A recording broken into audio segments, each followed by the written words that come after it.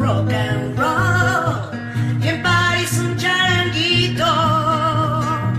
Magdalena del mar, te canto porque te quiero, porque en ti veo a toda mujer que sobresale en mi pueblo. Mira, esta puesta del sol, contemplas plena, eres latina en New York. De Eres hija los de un indio. derechos En la sierra eres un rock and roll. a En la París un charanguito. revolución.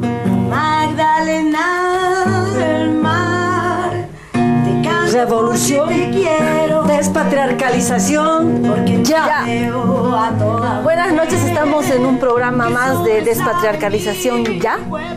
Esta noche para hablar de las políticas para las mujeres, porque no sabemos si han sido políticas desde las mujeres, a nivel internacional y a nivel nacional, acercándonos a lo que va a ser el 8 de marzo, el Día Internacional de la Mujer, y una discusión que hay en el país y a nivel mundial, si se trata de luchar contra el patriarcado o se trata de más bien ser funcional al sistema. Sobre eso vamos a estar discutiendo esta noche. Les presento a nuestras invitadas. Está con nosotras Natasha Loaiza, parte de ONU Mujeres en Bolivia. Buenas noches, Natasha. Buenas noches, muchas gracias por invitarme a su programa. Está también con nosotras Andrea Guzmán, activista feminista. Gracias por aceptar la discusión, Andrea. Gracias, un gusto de estar en el programa. Y también Julieta Paredes, feminista también. Ahora todos quieren ser feministas, pues. Bien está, pues. Bien está. Ahora hay que decir cuáles son las tareas del feminismo, Sí. ¿no? Nos vamos a pelear, eres, no eres. Ya, listo, ya.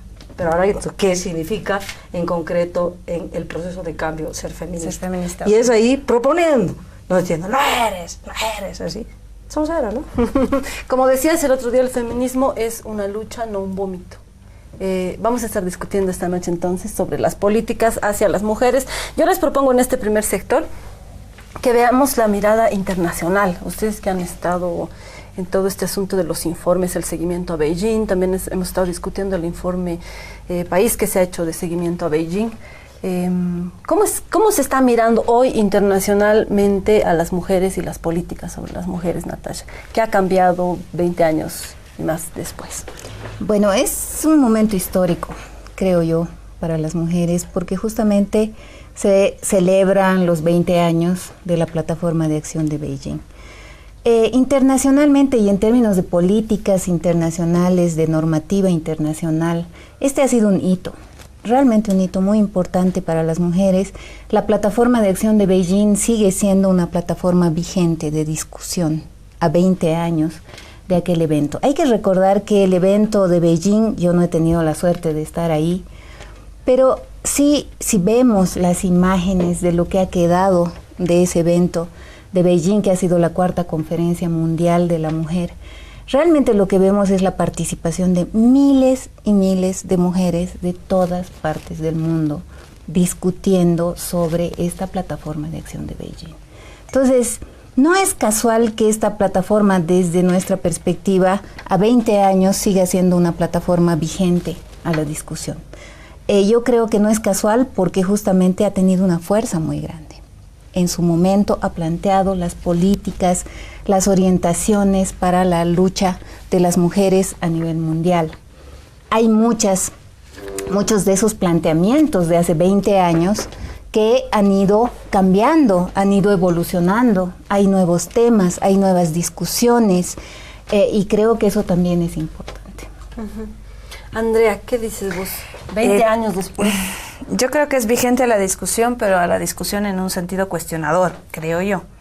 Porque en algún momento que fuimos analizando los puntos de la plataforma, los lineamientos que ha tenido, se ha dado en un contexto, se ha dado con determinadas actoras, actores, ¿no?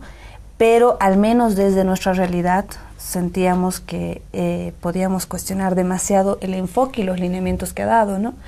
Creemos que muchos de estos lineamientos han llevado a tener una visión de trabajar con las mujeres de forma aislada, ¿no? Como sector, como si fuéramos un sector siempre, ¿no? Entonces, En ese sentido, yo creo que sí es vigente el cuestionamiento, sin dejar de reconocer los avances, discusiones que ha podido generar, ¿no? Pero actualmente en nuestro contexto y desde la propuesta de despatriarcalización como país, yo creo que se queda un poco reducido, ¿no? Y incluso no coincide del todo, creo yo, con esta nueva mirada que se está teniendo, ¿no? Y sobre todo con una mirada cuestionadora al capitalismo, al liberalismo, a las políticas neoliberales, ¿no? Julieta, vos que has estado en el camino. Has ido a Beijing. No, hasta Mar del Plata hemos llegado con nuestra autonomía. O sea, yo voy un poco contar digamos, todos los entretelones que hemos ido planteando, ¿no? O sea, el movimiento de mujeres, los movimientos de mujeres, el movimiento feminista en América Latina ha tenido una serie de encuentros desde el año 80, desde los años 80.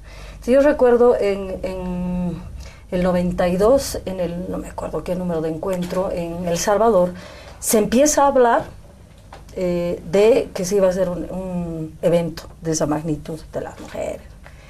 El contexto es que estamos entrando a plena etapa neoliberal con gobiernos en toda América Latina y a nivel mundial que plantean la globalización y plantean la transnacionalización de los estados, o sea, porque también se han transnacionalizado los estados, pero sobre todo del capital y de los patrones de acumulación del capitalismo imperialista, ¿no? Se vuelven transnacionales.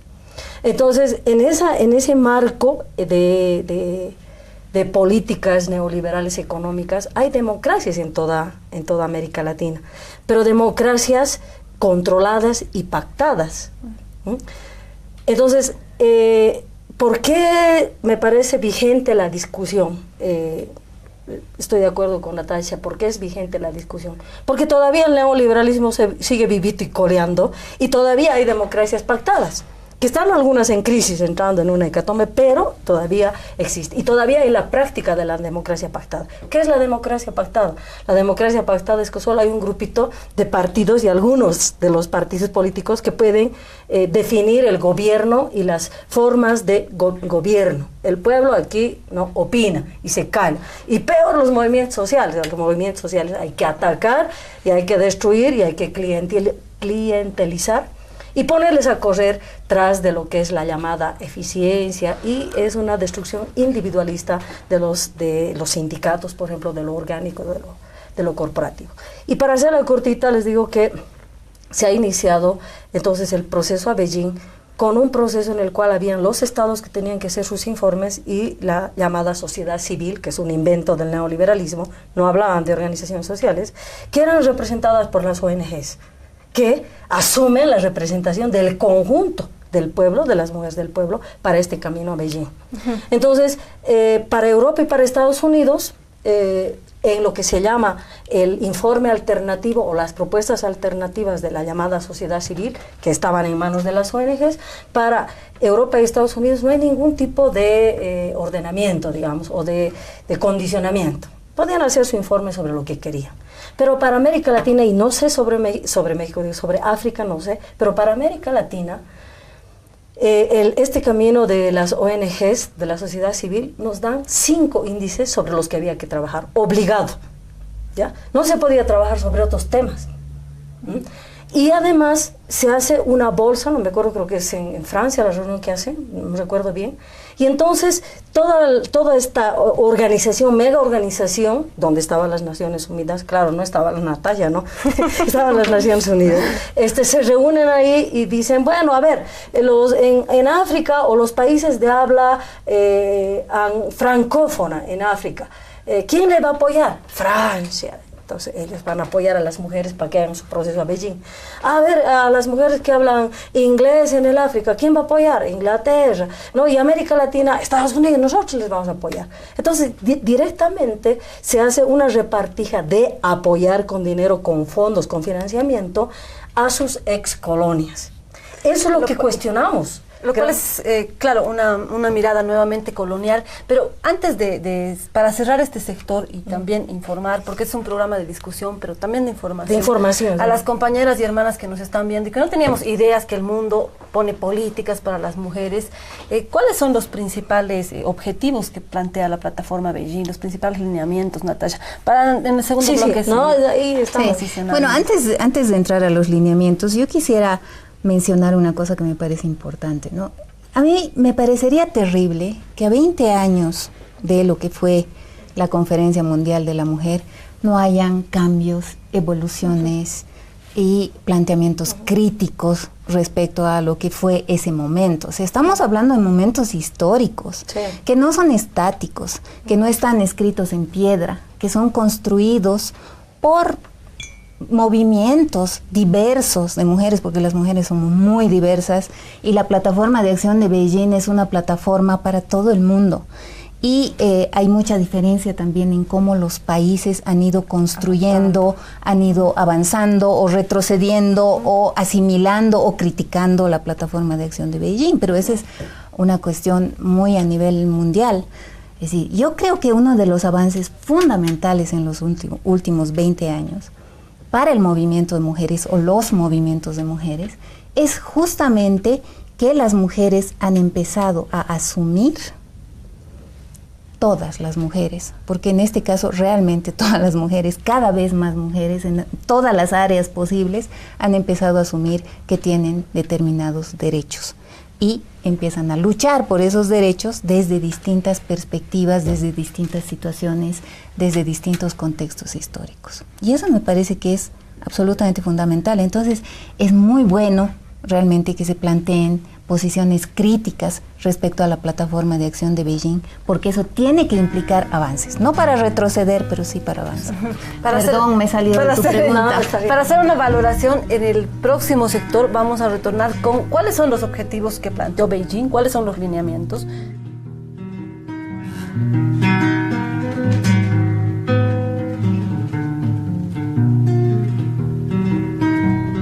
Estamos en despatriarcalización ya, hemos cortado pero seguimos en la discusión.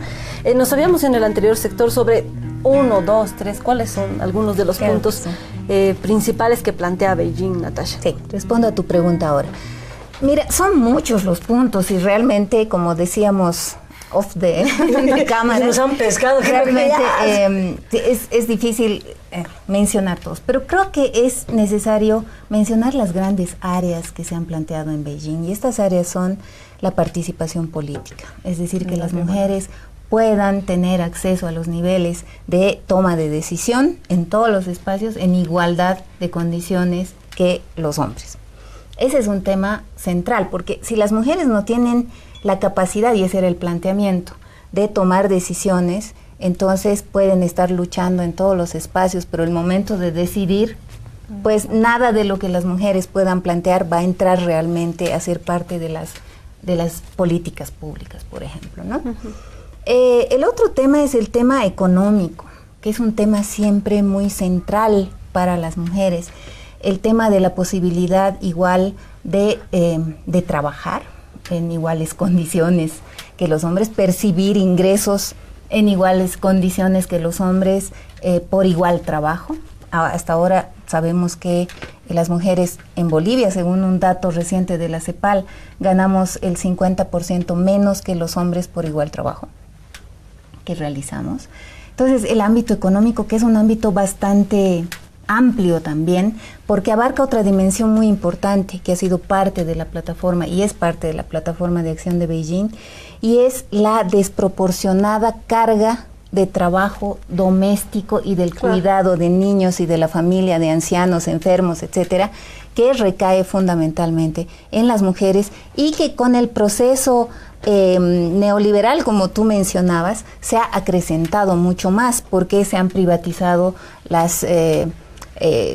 salud, se han privatizado los servicios, y bueno, ¿quién cubre esos huecos y esas falencias en los hogares? Son las mujeres, que tienen que atender más a los enfermos, a los niños, etcétera, etcétera. Bueno, el tema de la carga desproporcionada de trabajo es un tema central, y es un tema absolutamente desde una perspectiva muy personal, pero que también es muy importante para ONU Mujeres y para Naciones Unidas, es un tema absolutamente revolucionario, el tema de lograr la igualdad entre hombres y mujeres en el trabajo, que es un trabajo central, no solamente en el trabajo que se hace fuera de la casa, sino fundamentalmente en el trabajo que se hace dentro de la casa y que tiene que ver con algo vital, es la vida lo que está en juego, la alimentación, el cuidado de los niños, la enfermedad, etcétera, que sea equitativa entre hombres y mujeres. Si sucediera eso, es decir, si algo de esa equidad se lograra, imagínense ustedes una sociedad donde los hombres tengan que hacerse cargo de una manera fundamental de todas esas tareas. Sí, la posibilidad de las mujeres de estar en otros espacios, de tomar decisiones, de trabajar, etcétera, sería infinitamente más grande. Ese es el otro tema. Y el otro tema es sin duda el tema que tiene que ver más con algo más personal, que es, por un lado, todo el tema de los derechos sexuales y reproductivos, es decir, la posibilidad de las mujeres de tomar decisiones sobre cuántos hijos tener, en qué momentos, etcétera, pero también el tema de la violencia, ¿no? Es decir, estamos viviendo y vivimos hace 20 años, hace 30, hace 40, hace no sé, toda la historia, en una sociedad donde se ejerce mucha violencia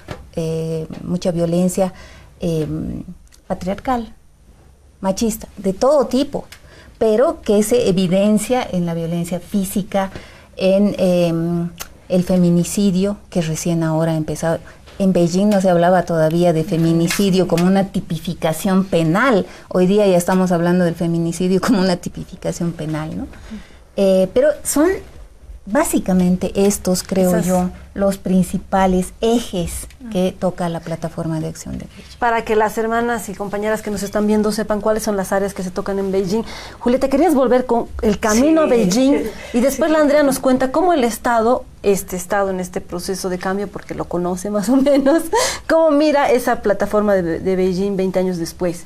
Sí, para mí es importante visibilizar que en el camino a Beijing no solamente estaba la propuesta de los estados, que eran estados neoliberales, sino también de ONGs que usurpan, les decía, la representación de los movimientos sociales, y que estábamos feministas, que en ese momento empezamos a levantar como bandera la autonomía del movimiento feminista frente al neoliberalismo, ¿no? Es ahí donde se plantea la autonomía, no era un grupo, no era un colectivo las feministas autónomas, sino es la autonomía frente al neoliberalismo. Y lo que se plantea es que está bien eso, porque además a eso yo sumaría el otro índice, que era el de la educación. Porque se plantea, ¿no?, niveles de educación para las, ¿no?, que eran los cinco índices planteados. Entonces nosotros decíamos, ya, por un lado hay que analizar de diferente manera cada uno, por ejemplo, de los índices. No nos oponíamos, ¿ya? Pero ahí creo que está, sí, me estoy arreglando, dice que está sonando. Ya, a ver, no solamente estábamos descalificando, están mal esos índices, sino que se los podía entender más ampliamente. Por ejemplo, la participación política, que no se reduzca, como los neoliberales estaban planteando y las ONGs neoliberales estaban planteando, a la participación política formal de mujeres ligadas a los partidos políticos neoliberales, que eso fue lo que acabó. Eso era una la participación de clase, ¿no? Una participación de clase y de posición política, ¿no?, partidaria. Por otro lado, era la violencia, por ejemplo, hacia las mujeres, no era solamente la violencia doméstica la que se tenía que denunciar. Nosotros decíamos, ¡ay, qué bonito! Ustedes no hablan de la violencia estatal. Hoy, por ejemplo, en el proceso de despatriarcalización en Bolivia, estamos hablando de 17 formas de violencia, pero eso no es fruto de Beijing. O sea, Beijing lo que querían los neoliberales, triunfaron en contra de análisis, las y los neoliberales, de análisis que estábamos llevando desde abajo, ¿no? Y que nos anularon el camino. Máximo llegamos a protestar hasta Mar del Plata, donde se hizo la conferencia regional para América del Sur, ¿no? Y dijimos eso, hablemos de violencia doméstica, de acuerdo. Pero no solo, sino la violencia estatal. Teníamos presas políticas, teníamos presos políticos, mujeres también, presas políticas, gente asesinada, masacrada. En la Argentina se había cometido toda una masacre. Bueno, entonces, eso, los niveles de educación, o sea, y además agregar otros elementos, el cuestionamiento a la acumulación de las transnacionales y la globalización de la economía, que por ejemplo, desdecía estas reivindicaciones de por igual trabajo, igual salario, porque inclusive nuestros compañeros habían sido despedidos por el neoliberalismo, claro. Ya no tenían trabajo. Entonces, ¿a quién nos íbamos a igualar? No era a los hombres burgueses. Entonces los hermanos estaban desempleados, estaban despedidos, farreando en sus casas. Recordemos los mineros, lo que ha sido el drama de nuestros hermanos mineros, y las hermanas ahí a poner el hombro en trabajo informal llamado, ¿no? Sí. Que el Gallo decía, no, pues son trabajadores además por de cuenta sostener propia, emocionalmente a la familia. Pequeños empresarios, por ejemplo, ¿no? Palabras eufemistas para engañar lo que habían sido los despidos. Entonces, no es que estaban mal, sino que estaban manipulados por un grupo de intereses, ¿no? Que, bueno, gracias a los procesos políticos hoy en América Latina, hoy en Abya Yala, que también continúan de mano del feminismo y el feminismo comunitario, en el último encuentro hemos continuado discutiendo, hoy los podemos reivindicar, y entonces podemos plantear y decir, no es que estaba mal, no es que no había buena voluntad, digamos, ¿no? Sino que políticamente no se ha enfocado desde la mirada de nuestros pueblos, sino se ha enfocado desde las necesidades y la función de las mujeres que necesitaba el neoliberalismo a sus propósitos de acumulación del capital. Pudo haber sido de otra forma, pero esta manipulación que mencionas, yo no sé si es manipulación en realidad, sino obedece también a los intereses del sistema, pues, sí, ¿no? Los indicadores son también para medir el buen funcionamiento de un sistema. ¿Cómo se hace, Andrea, en un proceso distinto, en un país que está viviendo un proceso político, para mirar esos indicadores que no dejan de ser importantes, ¿no? Los derechos sexuales y reproductivos? ¿Tú qué has mirado un poco esto? Sí, yo he tenido la suerte, creo, de acompañar un poquito a lo que ha sido la elaboración del informe del balance de Beijing, ¿no? ¿Cuándo lo hicieron? Lo hemos hecho el año pasado en mayo, si no estoy mal, ¿no? Y no se lo he elaborado de forma ampliamente participativa como se hubiera querido, pero sí han estado varias organizaciones sociales, han estado muy involucradas las ministras, varias asambleístas, ¿no? Nosotras lo vimos, discutimos sobre el Sí, se lo intentó compartir porque teníamos un tiempo muy corto también, ¿no? Pero, claro, sin haber estado en el contexto que cuenta la Julieta, obviamente se lo veía y siempre se lo ve desde nuestra experiencia y desde cómo estamos ahorita, ¿no? Entonces veíamos que el enfoque no coincidía con lo que ahora estamos queriendo construir como despatriarcalización, ¿no? Los mismos ámbitos sentíamos que te limitaban, que al mismo tiempo te hacen perder una mirada integral de lo que también necesitamos y queremos y aportamos las mujeres, ¿no? Así por ámbitos, por campos. Entonces sentíamos que era así muy dividido. El tema de indicadores, que también lo hemos discutido un poco con la CIM, que es el Comité Interamericano de la Mujer. El tema de indicadores que siempre te hace tener una mirada tan segmentada, ¿no? de nuestra realidad, y no te permite realmente hacer un balance serio de hasta dónde hemos avanzado, ¿no?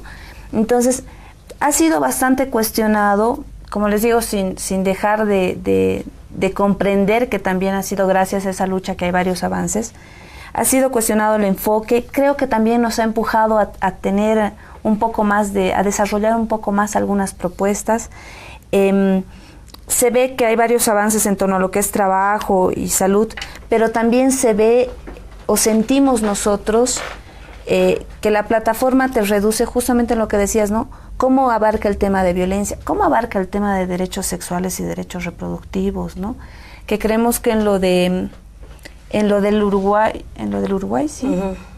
En el encuentro que ha habido, en el que se ha visto derechos sexuales y reproductivos, ha habido mucho más avance con el Pacto de Montevideo, ¿no? Entonces, creo que ahorita, al menos desde la experiencia boliviana, hay mucho que aportar, hay mucho que cuestionar. Pero también entiendo, me pongo un ratito así más del lado de, no de la Natasha, sino de Naciones Unidas. Y también Pasa. Y también entiendo, porque hemos tenido la experiencia en lo del G77, de que no todos los países están en el mismo ritmo, ¿no? No todos han cuestionado y han reflexionado y han problematizado tanto este tema, ¿no? ¿Cuál es la realidad de las mujeres? Entonces ahí también entiendo que es difícil ponerse de acuerdo. En lo del G77 llevamos así despatriarcalización, pero las compañeras de los otros países nos decían, no entendemos qué bien bonita qué suena es la eso, palabra. ¿no? Entonces también hay que, digamos, reconocerlo desde un lado más crítico, que estamos mucho más avanzadas, al menos en torno a desarrollo de políticas, en torno a reflexiones. Todavía nos falta un poco la práctica, pero que habrá que molestar también a nivel internacional para que eso se vaya reflexionando y desarrollando, ¿no? Hay Yo una quiero plataforma, poner tenemos un que irnos, me están ejemplito. diciendo corte. Hay una plataforma, hay áreas de trabajo, hay indicadores que muestran el desarrollo de un país, ¿no? En relación a las mujeres. ¿Cómo eso puede aportar o no aportar o limitar la despatriarcalización? Les propongo discutir sobre eso en el próximo sector.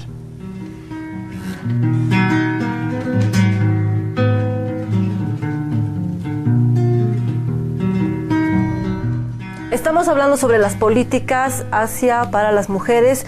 Hemos mirado lo internacional, la plataforma de Beijing, cómo eso se desencuentra con la despatriarcalización y en un proceso de cambio que vive el país, las ONGs en medio de eso. ¿Cómo ves tú, Natasha? Sí, hablabas de los indicadores y yo creo que este es un tema importante. La lucha de las mujeres, históricamente, es una lucha fundamentalmente política. Y así es, y así tiene que seguir siendo, porque se trata de cambiar estructuras muy arraigadas y muy difíciles de cambiar. Y esto de los indicadores, ¿te suena o suena mucho más bien a perspectivas más tecnocráticas? Y siempre hay un choque entre estas dos perspectivas. No obstante, desde mi posición en este momento y desde ONU Mujeres, yo creo que hay que ver también la mirada y la necesidad de entender la necesidad de contar con indicadores, etcétera. Sobre todo para organizaciones como son las Naciones Unidas o como otras organizaciones que tienen que rendir cuentas permanentemente sobre las acciones que están desarrollando, y no solo las acciones, los resultados a partir de esas acciones. ¿Cómo se pueden medir esos resultados? Es una gran pregunta. Ojalá hubieran otras formas, porque esto de los indicadores siempre es muy complicado y no siempre los indicadores dan cuenta de la complejidad de los procesos, sin duda. Y creo que en la construcción de indicadores también hay procesos históricos donde las mujeres y los movimientos han ido aportando visiones distintas y los indicadores han ido cambiando y evolucionando también en función de eso. Entonces, yo creo que hay que mirarlo desde estas dos perspectivas. En el feminismo hay mucho de una política desde donde uno está, ¿no? Así como mujeres, donde estamos, ¿no? El cuerpo situado. Bueno, yo creo que es importante un poco recuperar ese concepto para mirar desde distintas perspectivas esto de lo más político en el movimiento, pero también la necesidad de indicadores y herramientas más tecnocráticas también para dar cuenta de los procesos, etcétera. Yo creo que hay una diferencia fundamental respecto a hace 20 años, porque yo encuentro en lo que tú decías un reclamo de espacio, de mayor espacio, para poder incorporar nuevas perspectivas diferentes, desde distintas visiones, etcétera. Y hace 20 años no teníamos tan desarrollada la tecnología como la tenemos ahora. Estábamos, digamos, empezando con la tecnología, pero en Bolivia sobre todo, y ahora esto se ha desarrollado muchísimo más. Entonces, los espacios para proponer, para discutir, para rebatir, para criticar, para todo, para apoyar, etcétera, son inmensamente más grandes de lo que eran hace 20 años. Y yo creo que esto ya no depende de algunas personas que estén llevando los procesos o algunas instituciones que estén llevando los procesos, es mucho más abierto, ¿no? Entonces, creo que hay cambios importantes también en los contextos. Con esta primera mirada sobre Beijing, y la Andrea nos mencionaba ya la mirada del Estado, nos has contado los antecedentes, eso en relación a este momento actual y el rol de las ONGs. Porque las ONGs han guiado su trabajo, las ONGs que trabajan con mujeres se han guiado en la plataforma de Beijing y hoy se encuentran con la despatriarcalización y entonces están un poco perdidas, diría yo. Yo creo, yo entiendo que están un poco perdidas, pero al mismo tiempo yo siento que hay cierto temor, y no un temor en mal sentido, digamos, sino has tenido o has estado respondiendo a un lineamiento que se reducía a las relaciones de género. Y ahora me estás hablando de despatriarcalización, o sea, me estás pidiendo que reconozca que hay un patriarcado. Entonces ahí estamos hablando de cosas mayores y yo siento que es ahí donde da un cachito de miedo, ¿no? Primero, de reconocer que hay un patriarcado. Segundo, que yo me he encontrado con mucha gente que no termina de entender el patriarcado como el sistema de opresión, sino que sigue con esta idea de patriarcado como los hombres malos, digamos, ¿no? Patriarcas, nuevamente reduciendo al tema de relaciones de género, ¿no? Entonces yo siento que es por eso que estamos todavía no se termina de comprender, ¿no? No sé si en nuestro caso o en el caso boliviano no está, o sea, se reduce todo al género. Creo que hay bastante discusión, bastante avance en torno a eso, ¿no? Y también ¿En las ONGs dices? En el Estado, en las ONGs conozco menos, sí, intentando ¿no? mirar un poco las ONGs, ¿no? Para conocer, yo sé que tienes una posición oficial, digamos, también, ¿no, Natasha? Pero intentando también mirar cómo las ONGs pueden aportar a un proceso y no solamente cuestionar o limitar un proceso, ¿no? Desde un nuevo rol, tal vez, ¿no? Desde un nuevo rol, pensándose, vos que eres tan crítica con las ONGs, Julieta, bueno, somos. No, a mí me parece que hay dos planos, ¿no? de que estamos contribuyendo a la discusión. O sea, una es la cuestión de las metodologías.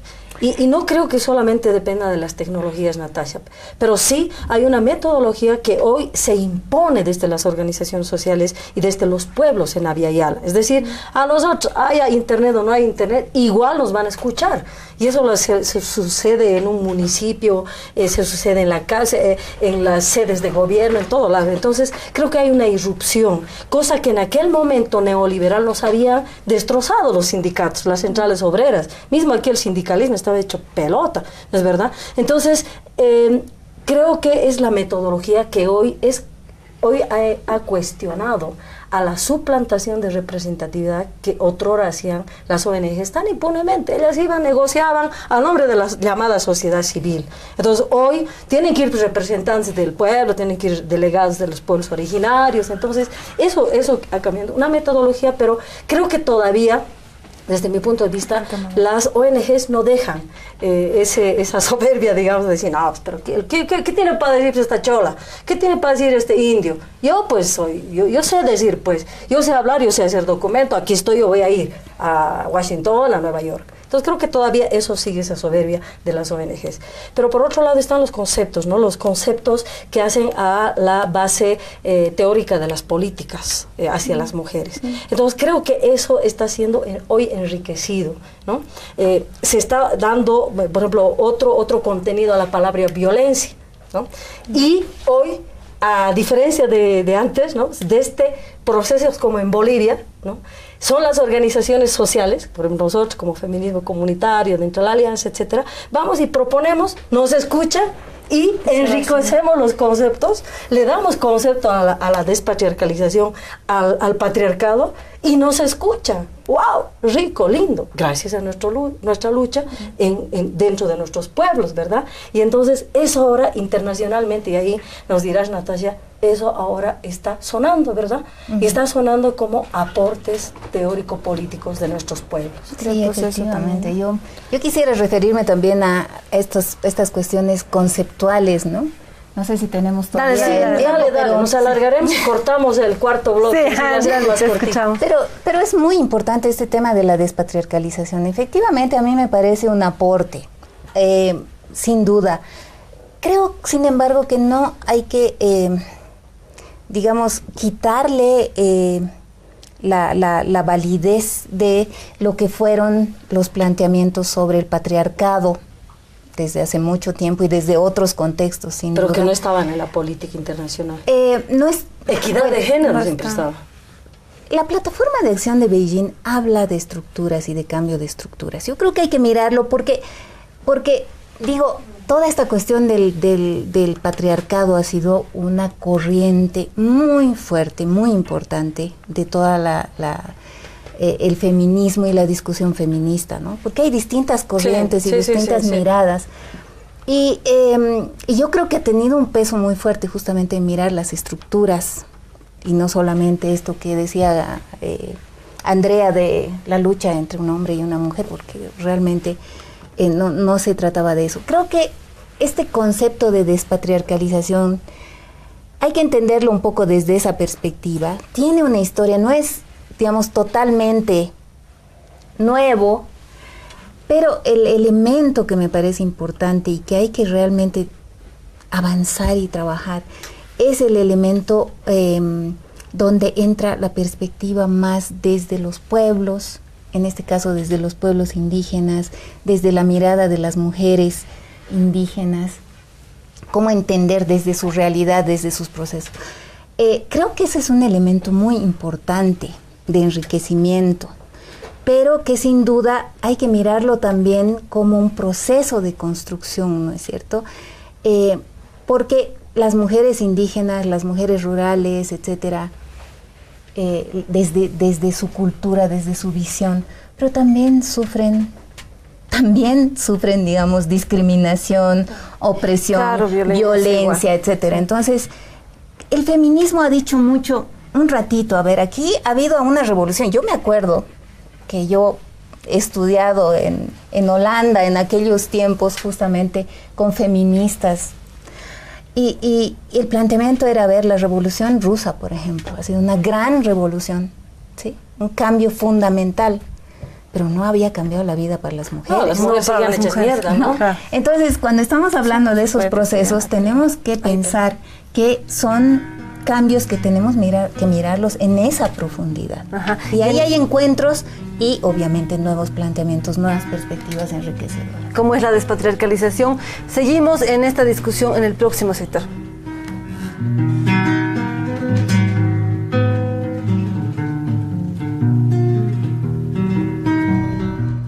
Estamos en Despatriarcalización Ya, nuestro último sector, hablando sobre las políticas hacia las mujeres, porque va a ser 8 de marzo, Día Internacional de la Mujer. No es que pensemos que basta con un día, queremos toda la vida, no queremos solo un día, queremos toda la vida, pero vamos a aprovechar el programa para discutir sobre eso.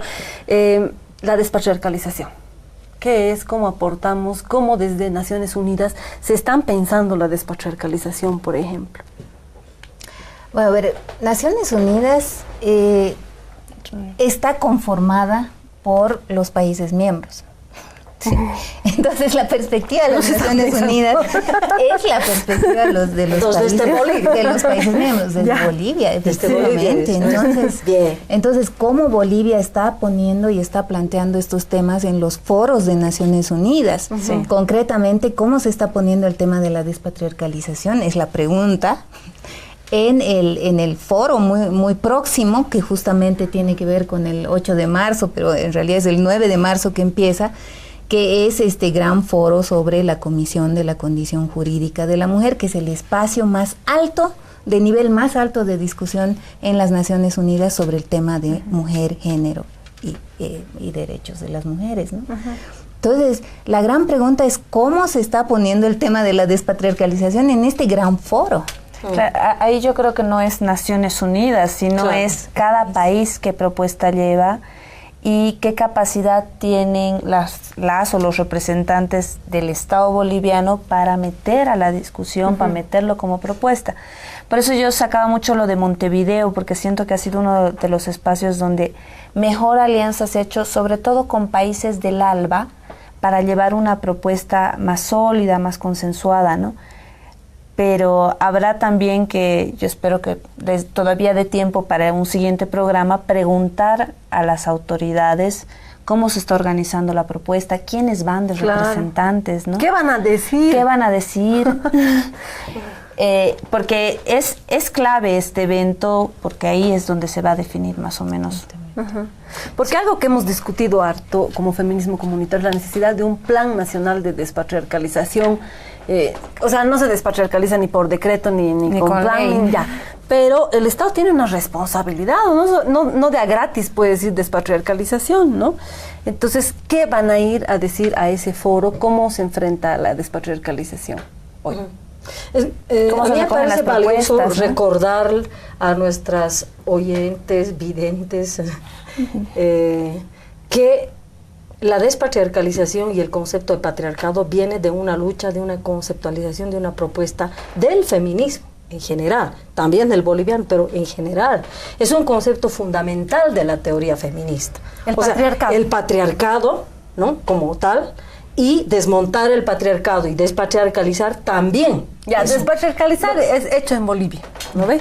No, no es hecho en Bolivia, porque la palabra, estoy hablando de la palabra, estoy hablando a niveles de discurso, no de contenido. Y entonces, pero como el feminismo es muy variado, en todos los conceptos de los distintos y distintas corrientes de feministas, el patriarcado está referido fundamentalmente hacia los hombres, como estructura, como clase o como individuo. Sistema. ¿No? Entonces, está referido ahí. No está analizado el sistema, ni está analizada la estructura al margen de la relación hombre-mujer. Y eso es lo que es hecho en Bolivia. Eso es lo que se ha hecho en Bolivia. Cuando planteamos el patriarcado y la despatriarcalización, ya no nos estamos planteando que el patriarcado tiene que ver fundamentalmente con los hombres, o empieza y termina en los hombres, sino desde el feminismo comunitario estamos visualizando al patriarcado como el sistema de opresiones que oprime también a los hombres. Ya la naturaleza. Y a los hombres, a las mujeres y a la naturaleza. Entonces, ahí es el cambio epistémico. Esa sí es hecho en Bolivia. Ese sí es el gran aporte que ahora cambia, porque son las dos palabras o tres palabras son las mismas. Sí. Pero es el feminismo comunitario en Bolivia desde el proceso de cambio en Bolivia, porque yo soy feminista hace 25 años. Y no había esta parte, porque yo estaba manejando también el concepto de patriarcado en referencia al sistema o a la estructura creada por los hombres o el hombre blanco burgués, ¿no?, típico, y no es solamente eso. Entonces, ese es el gran aporte teórico político que se hace, pero ¿desde dónde? Desde el proceso de cambio boliviano. Y ahí sí hay que entenderlo eso, que no es solamente un proceso de ahorita, ¿no?, sino es un proceso que es la acumulación política también de hace muchos años de feminismo que hemos hecho aquí también en Bolivia, desde el año 90. Dado que es el último sector, yo les propongo una ronda de... Hemos hablado de las políticas, ahora hablaremos de las mujeres. Es decir, realmente, qué lindo. Realmente, ¿cuál ha sido la transformación en la vida de las mujeres en estos últimos 20 años de Beijing, que tienen también en parte un proceso de despatriarcalización de los últimos años, en el proceso de cambio? Sí, tienen 12 segundos. A ver, yo repito lo que he dicho hace un momento, me parece que el cambio fundamental es que las mujeres en muchos ámbitos, en la mayoría de los ámbitos, la mayoría de las mujeres ha empezado a asimilar y a entender que tiene derechos y que el hecho de sufrir violencia no es algo natural, sino que es algo contra lo que hay que luchar. Sin embargo, creo también que a pesar de todos los avances en leyes, etcétera, que son importantes, yo creo que lo que hay que mirar es cuánto ha cambiado la vida real y concreta de las mujeres. Y creo que ahí no ha habido muchos cambios, lastimosamente, y por tanto los desafíos son enormes.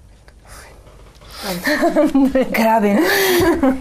No, yo igual creo que incluso ya no se lo ve como un tema de solo derecho, ¿no? Sino yo siento que se ha desnaturalizado un poco esta mirada de las mujeres tienen que someterse, ¿no? Creo que se ha desnaturalizado un poco. No creo que todavía seamos ni autónomas ni económicamente, ni que tengamos autonomía sobre nuestros cuerpos. Me preocupa mucho el tema de derechos sexuales y derechos reproductivos. Siento que todavía nos falta mucho y creo que sería uno de los principales desafíos. Y también siento que todavía nos falta movernos y molestar en el ámbito jurídico, ¿no? Siento que ahí todavía no hemos logrado que incidir, afectar, que comprendan que la realidad de las mujeres es otra, ¿no? Entonces, yo vería como un segundo desafío el ámbito jurídico, ¿no? Yo creo... Te voy a dejar pues cerrar este sector. Yo creo que en términos, hay un proceso de despatriarcalización importante, se ha posicionado la idea del patriarcado, se ha visualizado al patriarcado como sistema y eso es histórico. Eso no se ha logrado ni en Rusia ni en nada, ¿no? Como sistema de opresiones. Eso es fundamental, pero es insuficiente. Es insuficiente. ¿Cuántos años vamos del proceso? ¿5, 8, 10? Casi 10 años del proceso. En términos económicos, las mujeres siguen siendo las más pobres de las pobres. Siguen estando empobrecidas. Siguen siendo la mayor parte del sector denominado informal, del comercio diario, que además pones tu vida en riesgo, tu salud en riesgo, ¿no? Se mantienen las condiciones precarias. O sea, hay transformaciones, pero son insuficientes, ¿no? Hay un plane, por ejemplo, con cierta autonomía económica, pero sigue ganando el mínimo nacional. Y sin mujeres, en términos, con un trabajo jodido, sin indumentaria, sin condiciones. Entonces, en términos económicos es necesario profundizar y para empezar a entender qué sería despatriarcalización, ¿no? Segundo, el gran casi traición, diría yo, la despenalización del aborto. O sea, nos han puesto a discutir, nos han hecho creer que realmente en este proceso podía despenalizarse el aborto porque es inconstitucional penalizarlo. No por un asunto, claro, no por un asunto feminista, maternidad, aborto, lo que fuera. No. Un asunto inconstitucional. Puedo decidir sobre mi cuerpo. Eso hacen los hombres todos los días. Y resulta que no. Ahora nos han dejado con la idea de que ahora sí lo discutiremos. Entonces, en lo que podría entenderse como derechos sexuales o reproductivos, la autonomía sobre el cuerpo, igual falta profundizar. Y finalmente, la participación política, que aquí se ha exigido en el proceso de cambio como decisión. Otra vez, vamos a elecciones, una gobernadora de 9. Menos alcaldesas, menos ministras, todas otra vez concejalas, otra vez. O sea, no podemos seguir siendo un adorno en términos de la participación política. Queremos decisión y para eso hay que ocupar espacios pues de decisión. Ahí me quedo. Ya, entonces yo voy a cerrar ahora. A mí me parece un logro que estemos rescatando poco a poco y construyendo la capacidad organizativa corporativa de las mujeres. Y no tengamos miedo ni culpa de reunirnos entre mujeres, discutir entre mujeres y aportar al proceso de cambio desde las mujeres. Eso es lo que yo rescato, ¿no? Pero creo que en lo que está faltando es en la autonomía en las decisiones. O sea, todavía esas culpas están pesando. Otro elemento que me parece valioso es que ya empieza a sonar que las mujeres no somos un sector, un tema, un problema. Somos la mitad del pueblo, la mitad de cada municipio, la mitad de cada organización, la mitad de cada problema, la mitad de cada solución. Y por lo tanto, la mitad de la revolución y del proceso político de cambio. Por eso, compañeras, ayúdenme a decir, despatriarcalización ya. Eres latina en New York, ya que eres hija de un indio, en la sierra es un rock and roll.